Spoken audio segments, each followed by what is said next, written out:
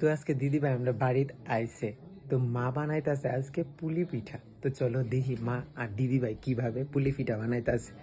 মা তোমরা কিতা করতেছ? তোমরা কিতা করতেছ? ও মা তোমরা কিতা করতেছ? কিতা পিঠা? হ্যাঁ আমি তো ওই করতে গন্ধ একটু একটু পাইছি কন্ডাডির। এদিকে আছে কন্ডা আর এদিকে মা আর দিবা বানাইতেছে পিঠা। দিবা সুন্দর সুন্দর ডিজাইন তুলবি, বুঝছো? মা তুমিও সুন্দর সুন্দর ডিজাইন তুলবে। আমি একটা ডিজাইন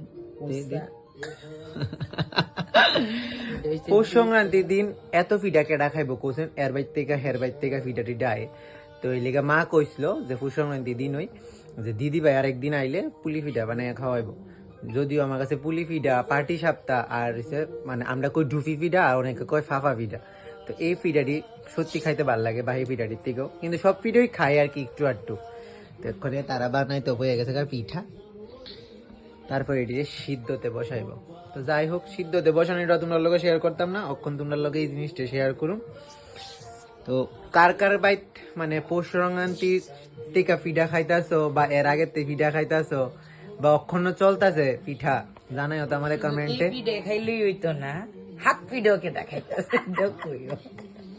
এত ফাজিল যে তুই আমি তো জানতাম না। তুমি আসতেছো দেখছো নি মা, তাই কি দেখো আমি তোরা বড় নি, রিয়েক্ট করিস না, আমি বড় কিন্তু তোরা। বানাও বানাও বানাও পিঠা বানাও, আমরা পিঠাটি খাম। যদিও পিঠাটি অক্ষণ বানাই বর মা দিব সকালবেলা খাই, কইব সকালে টিফিন হই তোরা রিড। আমি জানি মা অক্ষণ এটাই কইব, আর কিছু কইব না। অক্ষণ দিব না, সত্যি কথা কইলে মানে মা একটু রাগিয়ে গেছে গা। আচ্ছা ঠিক আছে, টাটা। পিঠা পিঠা পুলি সব সময় চলতেছে আমরা বাড়ির, চলো।